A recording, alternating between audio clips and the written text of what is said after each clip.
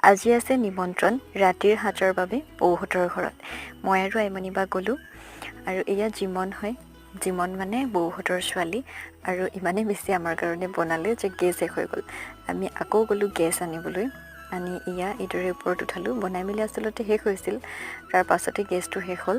আৰু বৌহঁতৰ আৰু এখন ঘৰ আছে তাতে তাৰ পৰা আমি গেছটো আনিলোঁ আৰু এয়া বহুত কিবা কিবি বনাইছিল পোলাও মাংস পনীৰ ভাজি চাটনি ঢেৰ কিবা কিবি আছিল আৰু খাই শেষ হোৱালৈকে বৌয়ে এটা এটাকৈ খোৱা বস্তু আনিয়ে আছিল আৰু গোটেইবিলাক খাবলৈ বহুত বেছি ভাল লগা হৈছিল বৌ আৰু জিমনে মিলি বনাইছিল ইমান ধুনীয়াকৈ আমাক নিমন্ত্ৰণ জনোৱাৰ বাবে বৌ আৰু জিমনৰ দাদালৈ বহুত বেছি ধন্যবাদ থাকিল আৰু এয়া ইহঁতক ক'লোঁ কন্দাৰ এক্টিং কৰিবলৈ আৰু এয়া এক্টিং কৰিছে চাওক thank you so' much for ৱাচিং মাই ভিডিঅ'